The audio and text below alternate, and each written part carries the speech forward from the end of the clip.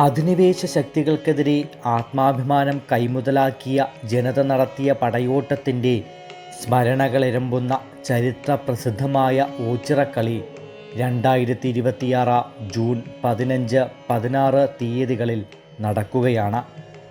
ഓടനാടിൻ്റെ യുദ്ധപാരമ്പര്യങ്ങളുടെ വീര്യവുമായി ഓച്ചിറ പടനിലത്താണ് പടയാളികൾ ഏറ്റുമുട്ടുന്നത്. 3 താലൂക്കുകളിലെ 52 കരകളിൽ നിന്നുള്ള പടയാളികളാണ് രണസ്മരണകളുടെ കച്ചമുറുക്കി ഇവിടേക്കെത്തുന്നത്.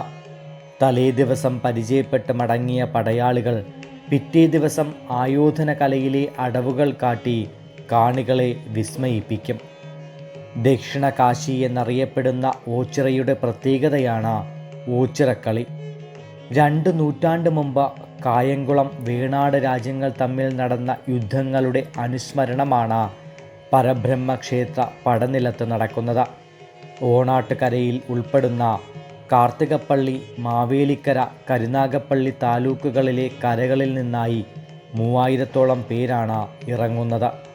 30 ദിവസം വ്രതശുദ്ധിയോടെ വിവിധ കളരികളിൽ നിന്നാണ് ഇവർ പരിശീലനം നേടുന്നത്. ആശാന്മാരുടെ നേതൃത്വത്തിൽ 180ഓളം കളരികളാണ് ഇതിനായി പ്രവർത്തിക്കുന്നത്.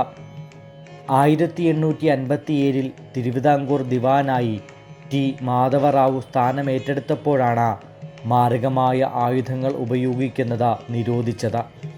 ഇപ്പോൾ അലക് കൊണ്ടുള്ള വാളും കൃത്രിമ പരിചയമാണ് ഉപയോഗിക്കുന്നത്.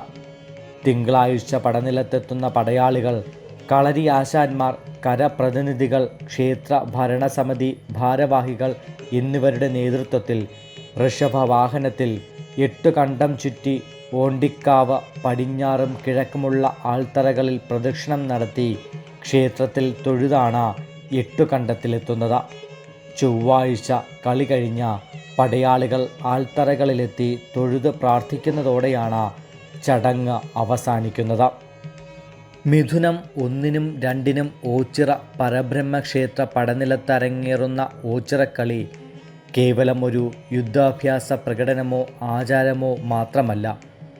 അത് മധ്യ തിരുവിതാംകൂറിൻ്റെ സാമ്പത്തിക സാംസ്കാരിക കൈമാറ്റങ്ങളുടെ ഏറ്റവും വലിയ ഉത്സവ വേദി കൂടിയാണ്.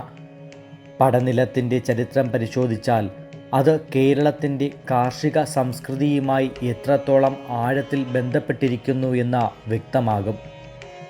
റോഡ് ഗതാഗതം സജീവമാകുന്നതിന് മുമ്പ് കായലുകളും തോടുകളുമായി എന്ന വാണിജ്യത്തിൻ്റെ പ്രധാന വഴികൾ ബന്ധപ്പെട്ടിരുന്നു. ആലപ്പുഴ, കോട്ടയം, കൊല്ലം തുടങ്ങിയ ദൂരദേശങ്ങളിൽ നിന്നും വലിയ കെട്ടുവള്ളങ്ങളിലും ചരക്ക് വള്ളങ്ങളിലും വ്യാപാരികൾ സാധനങ്ങൾ ഓച്ചിറയ്ക്ക് സമീപമുള്ള കായംകുളം കായലിൻ്റെ കൈവഴികൾ വഴി എത്തിച്ചിരുന്നു. വള്ളങ്ങളിൽ വന്നു കിട്ടുന്ന വൻതോതിലുള്ള വ്യാപാര സാധനങ്ങൾ പടനിലത്തെ താൽക്കാലിക ഷെഡുകളിലേക്ക് മാറ്റി സ്ഥാപിച്ചാണ് 1 മാസം നീണ്ടു നിൽക്കുന്ന വിപണി സജീവമാക്കിയിരുന്നത്. ഓച്ചിറക്കളി കഴിഞ്ഞാലും മിഥുനമാസം മുഴുവൻ പടനിലം ഒരു വലിയ വാണിജ്യ നഗരമായി മാറുമായിരുന്നു.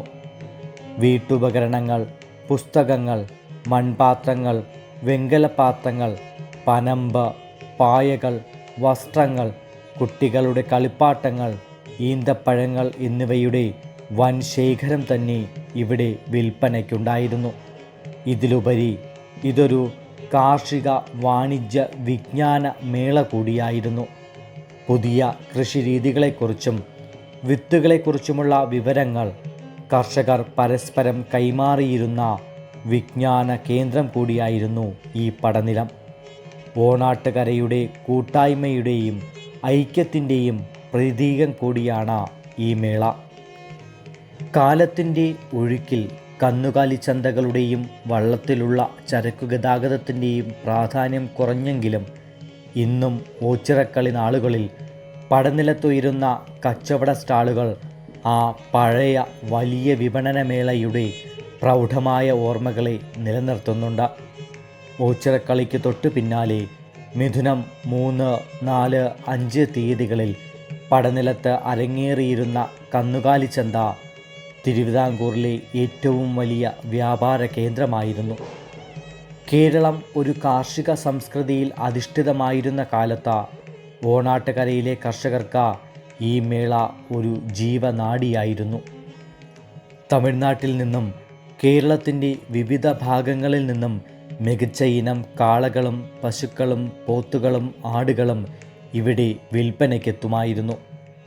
വരാനിരിക്കുന്ന ചിങ്ങക്കൊയ്ത്തിനും അടുത്ത കൃഷി ഇറക്കലിനും വേണ്ടിയുള്ള കന്നുകാലികളെ വാങ്ങാൻ തിരുവിതാംകൂറിൻ്റെ നാനാഭാഗത്തു നിന്നും കർഷകർ ഓച്ചിറയിലേക്ക് ഒഴുകിയെത്തിയിരുന്നു.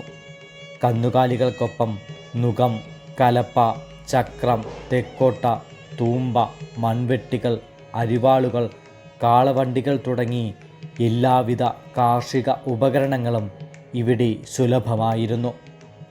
പ്രൗഢമായ ഓർമ്മകളോടെ വിശ്വാസത്തിൻ്റെ ബലത്തിൽ ആത്മസംസ്കൃതിയുടെ കൈപിടിച്ച ഇന്നും പടനിലം നിത്യശോഭയോടെ കാലാതിവർത്തിയായി ഭാവി കേരളത്തെ സ്വാഗതം ചെയ്ത് നിലകൊള്ളുന്നു.